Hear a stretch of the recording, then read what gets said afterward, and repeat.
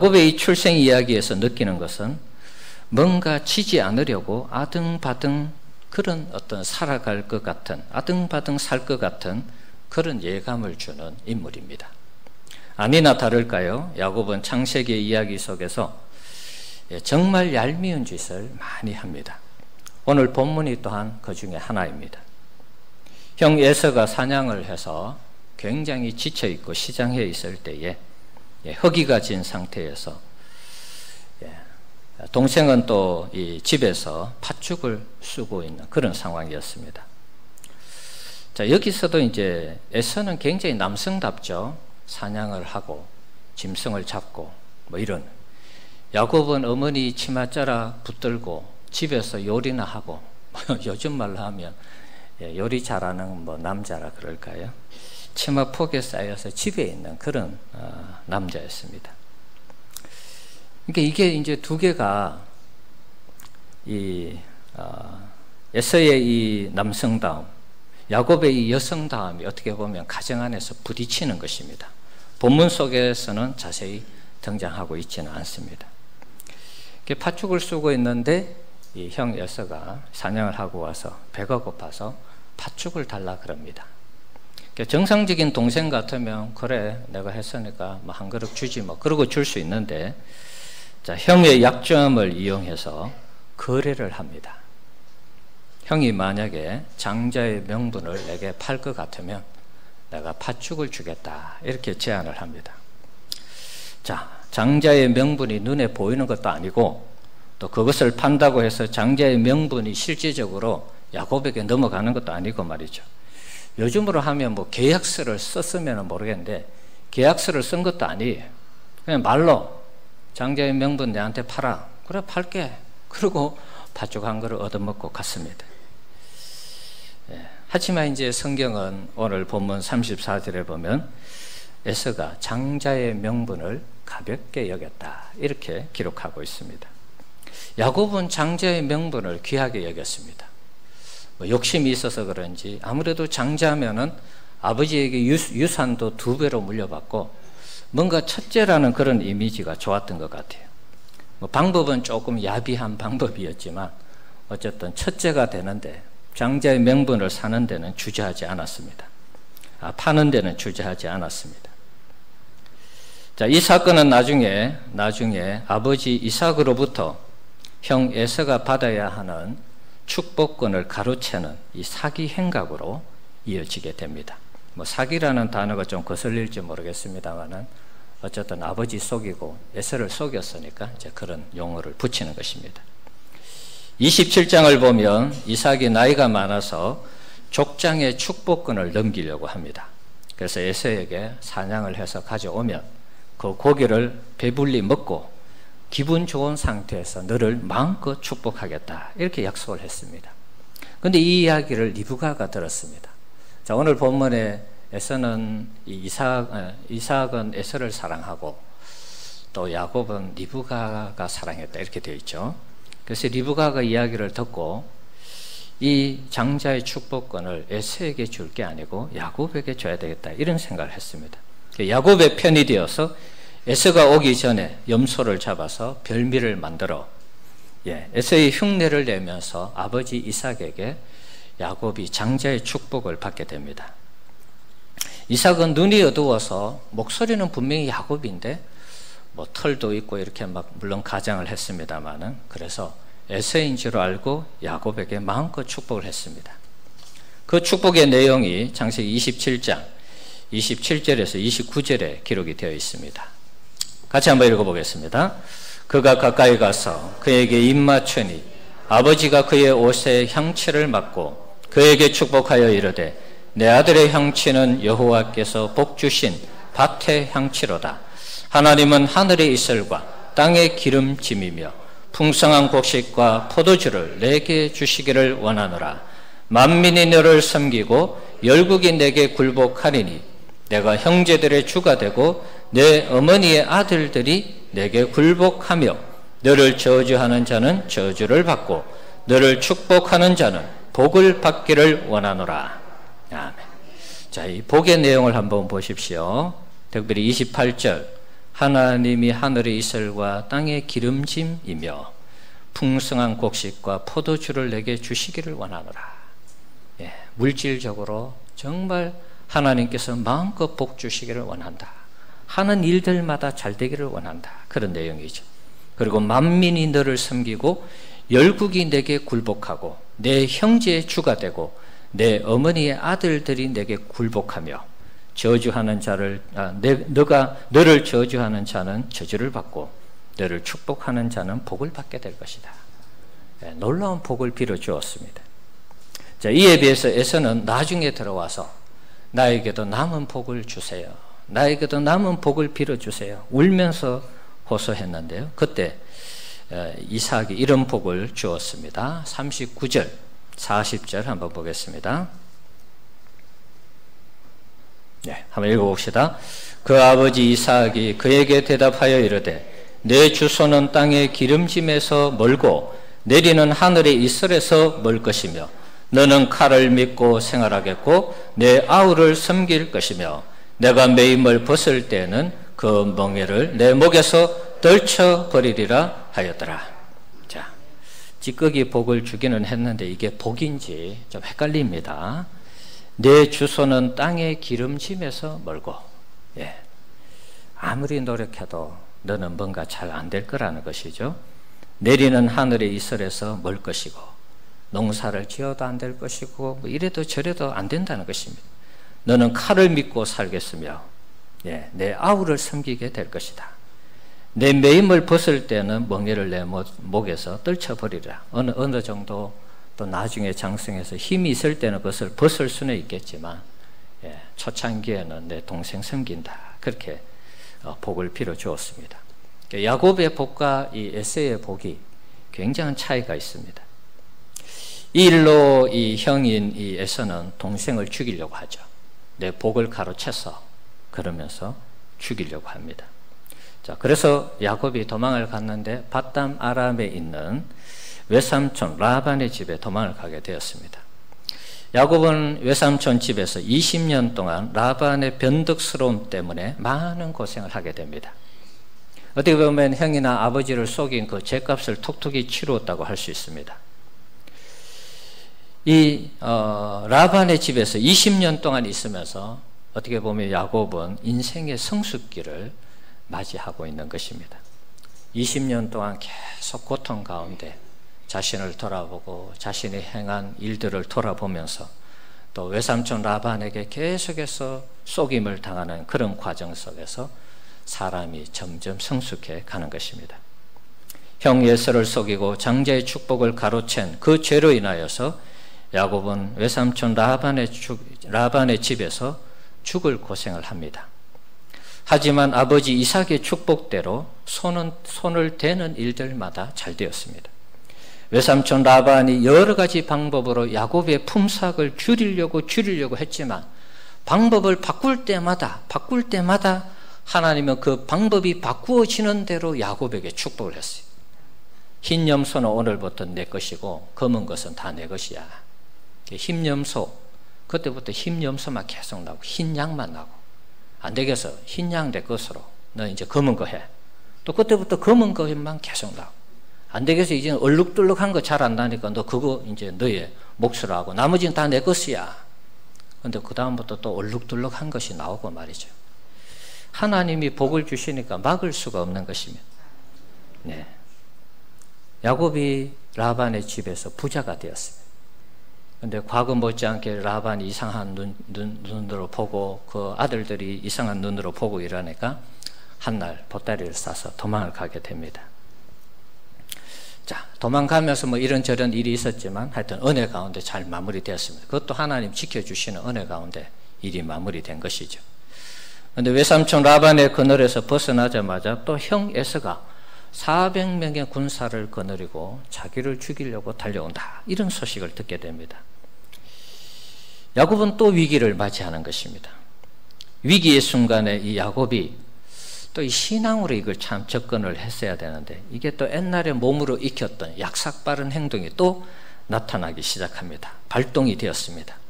가축을 세 떼로 나누어서 형의 마음을 사기 위해서 선물이라 그럴까요? 뇌물이라 그럴까요? 세 때로 나누어서 보냈습니다. 혹시 이 선물을 받고 마음이 풀리지 않을까 보냈습니다. 그러고 나서 그 저녁에 또 처자식을 또 보냈습니다. 처자식을 보낼 때도 보면은 나중에 이 상황을 보면 종들의 어떤 그 비라와 실바, 그 종들을 통해서 난 자녀들을 먼저 보내고, 그 다음에 레아 가족 보내고, 그 다음에 라헬 가정 이렇게 보냈습니다. 이게 자기가 중요하게 여기는 이 순서대로, 별로 중요하지 않다라고 생각하는 순서대로 앞서서 보낸 것입니다. 그래서 첫 번째 희생당하면 둘째라도 살아남을 테고, 두 번째 또 희생당하면 세 번째라도 살아남겠지, 그런 마음으로 보낸 것입니다. 다 보낸 다음에 야곱이 그날 밤에 야복강에서 혼자 남아서 관망하게 됩니다. 자, 이 혼자 남은 야곱에게 어떤 사람이 찾아와서 씨름 아닌 씨름을 하게 됩니다. 둘이 싸우게 되는데 계속되는 씨름 속에서 야곱이 허벅지 관절을 다치게 됩니다.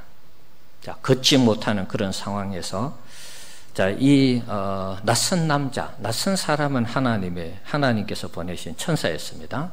그래서 날이 새니까 나로 가게 하라. 그랬을 때 야곱이 그런 얘기합니다. 나에게 축복을 하지 않고는 당신 가게 하지 않겠다. 끝까지 고집을 피웁니다. 어떻게 보면 악착같이 물고 늘어지는 야곱의 그런 모습이죠. 그래서 이 하나님 보내신 천사가 너 이름 뭐냐? 야곱인데 저 속이는 사람입니다.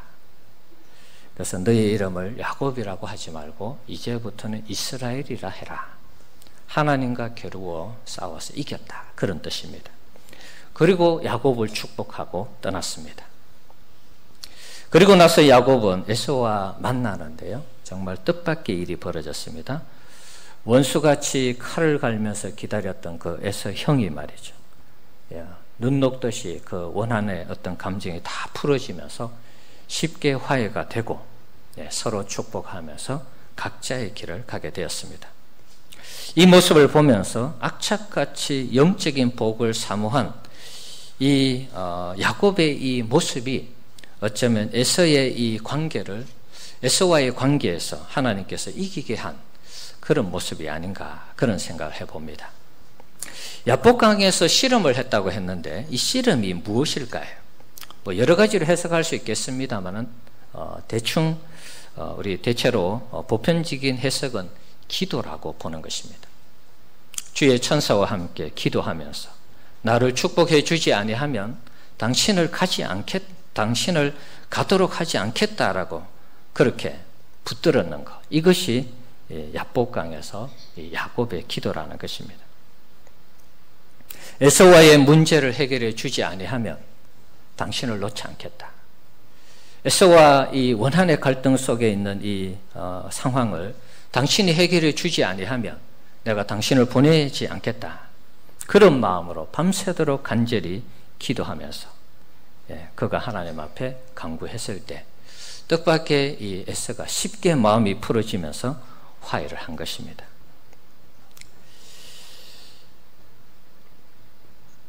우리가 야곱의 이런 열심을 좀 배워야 되겠습니다. 우리가 기도할 때 하나님 들어주시면 좋고 안 들어주시면 또 그만이고, 이런 자세로 기도하면 제가 하나님 같아도 별로 안 들어줄 것 같아요.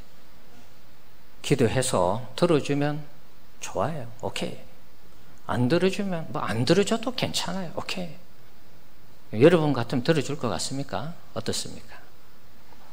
야곱은 그런 의미에서 죽기 살기로 그날 밤에 기도한 것이죠.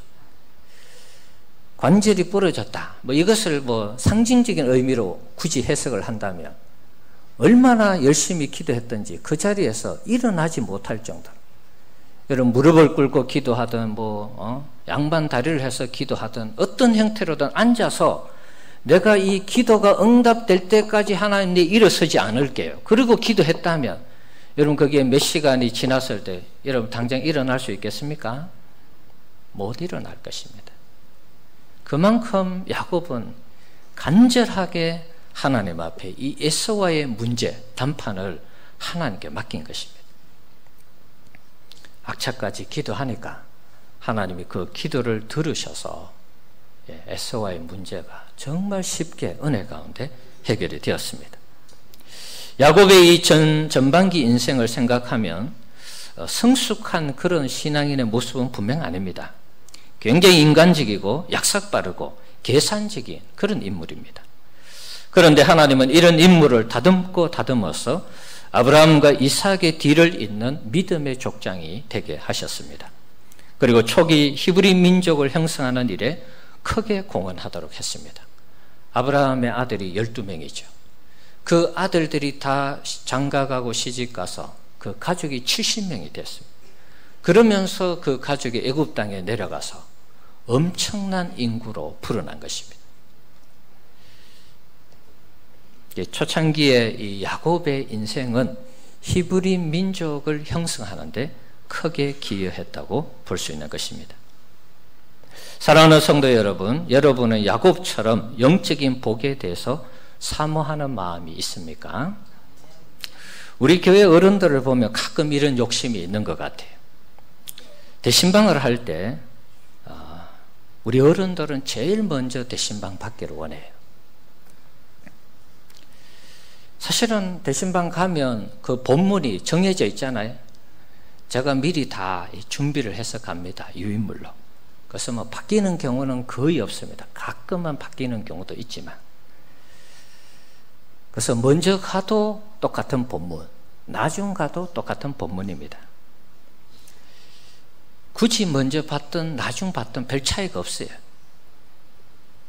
목회자 입장에서는 때로 우리 집에 먼저 오셔서 신방해달라 그럴 때에 때로는 곤란할 때가 있습니다. 왜냐하면 이 직장에 출근하는 분들이 빨리 신방받고 가야 된다고 그럴 때 이걸 어떻게 해야 되나, 나름 고민할 때가 있고 또 난감할 때가 있습니다. 하지만 그 중심을 제가 볼 때에 목회자가 신방을 하는데 우리 집에 제일 먼저 와서 축복을 해 주십시오, 이러는 그 마음이 목회자 입장에서는 귀하다는 것입니다. 이런 것이 바로 영적 욕심이 아닌가, 그런 생각을 해봅니다. 사실 먼저 받아도 나중 받아도 뭐 그 마음에 사모하는 바만 있다면 별 다르지 않을 것이라고 생각하지만, 하지만 하나님 앞에서 내가 제일 먼저 받겠다라는 그런 어떤 하나님 앞에서의 그 중심, 그 중심을 하나님께서 귀하게 보지 않을까, 그런 생각을 해보는 것입니다. 신방할 때 목사님이 오시든지 말든지 신경을 안 쓰는 경우도 혹 있을지 모르겠습니다. 그러면 굳이 비교를 한다면 목사님이 우리 집에 제일 먼저 오세요, 그런 상황하고 목사님이 오시면 오고 안 오시면 안 오시고 뭐 그거하고 굳이 비교를 한다면 여러분 입장이라면 하나님께서 어느 가정에 복을 주실 것 같아요?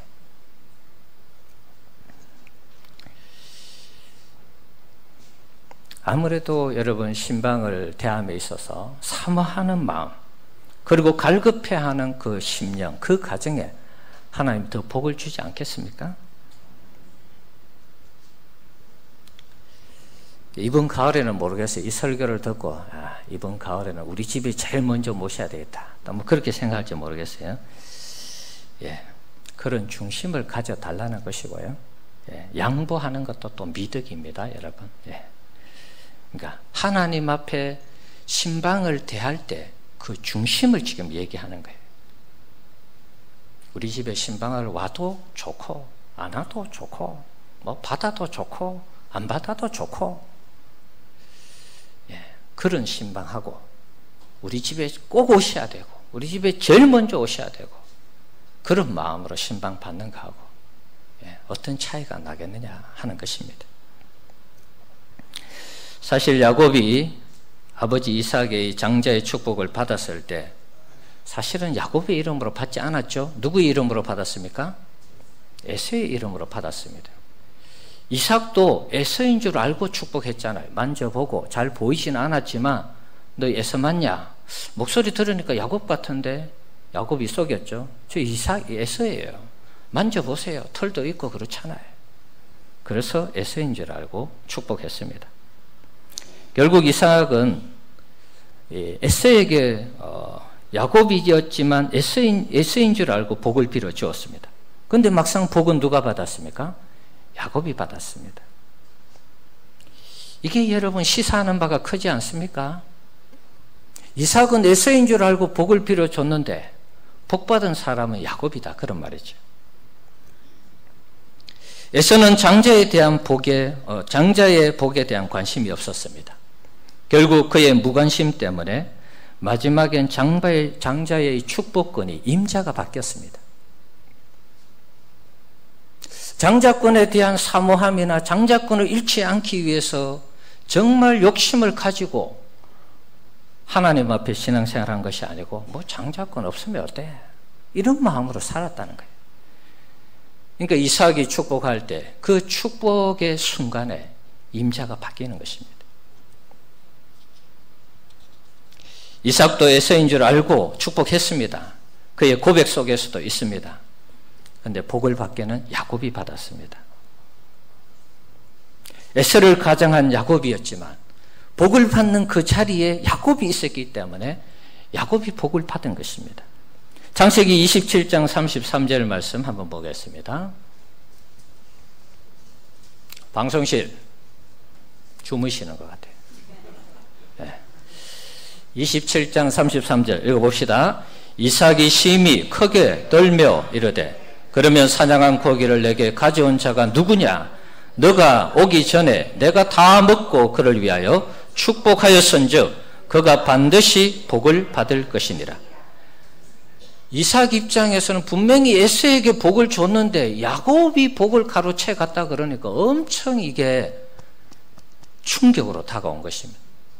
족장의 이 장자의 축복권이 내가 생각했던 했던 사람이 아니고 다른 사람에게 이게 복이 넘어갔다고 하니까 큰 충격을 받은 것입니다.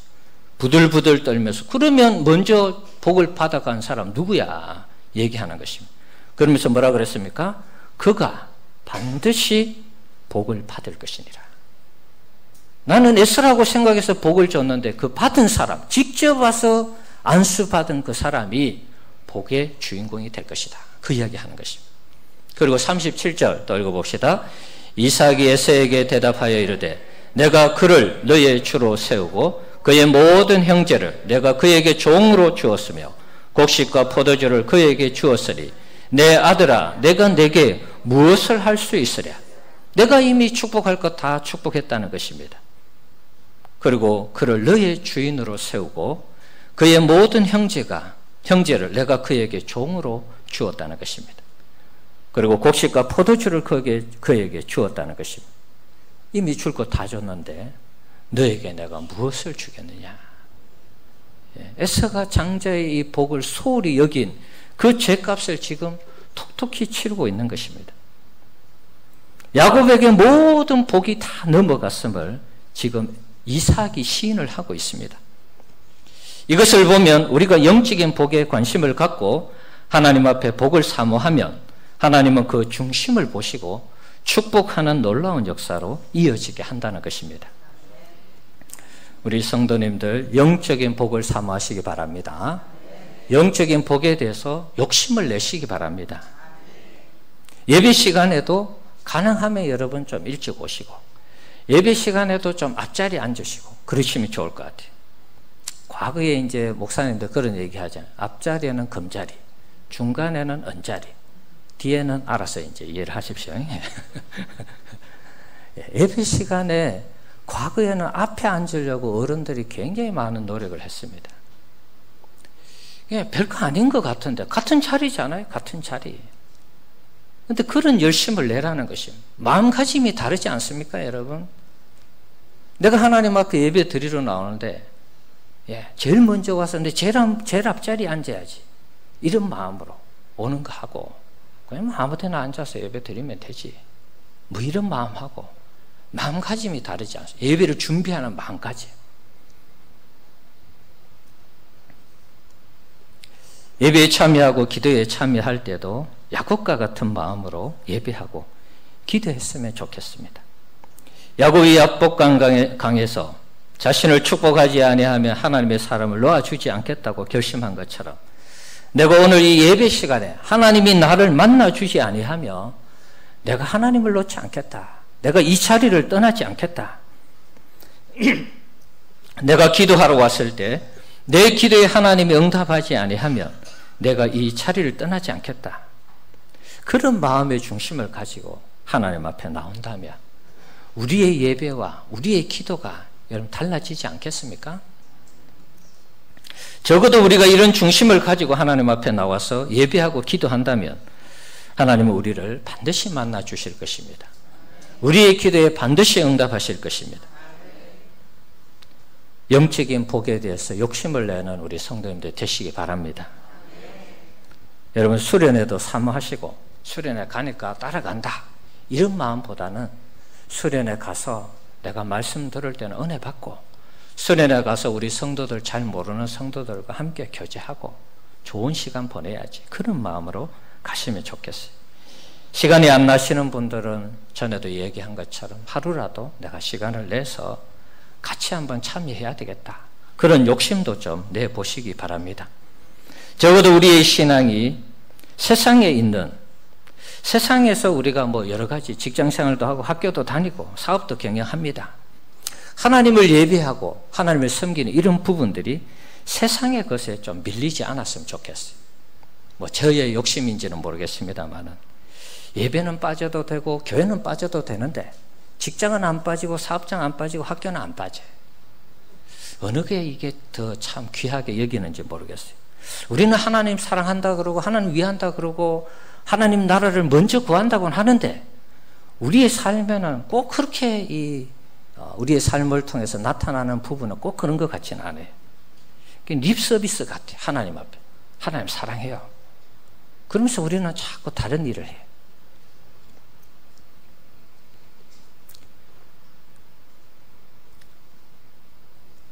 좀 반대로 좀 해봤으면 좋겠어요. 예, 직장은 제가 빠져도 교회는 꼭 나가야죠.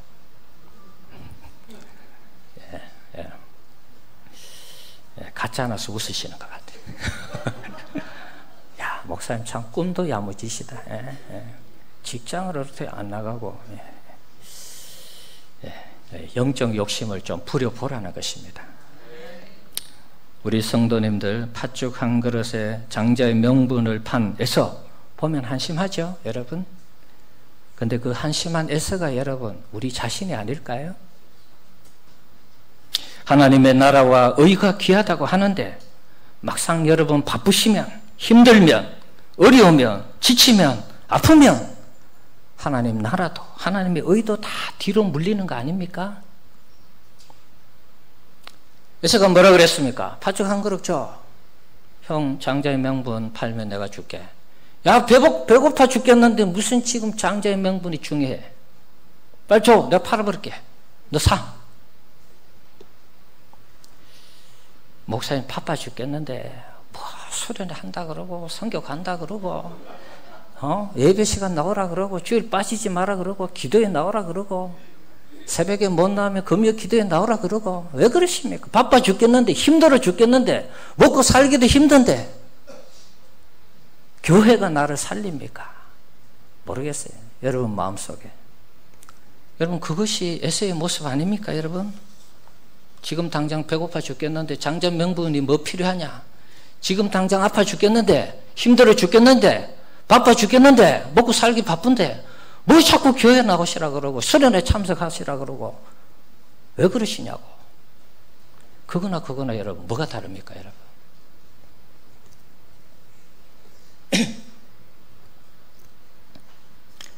여러분 주님 앞에 우리가 솔직해져야 되겠습니다.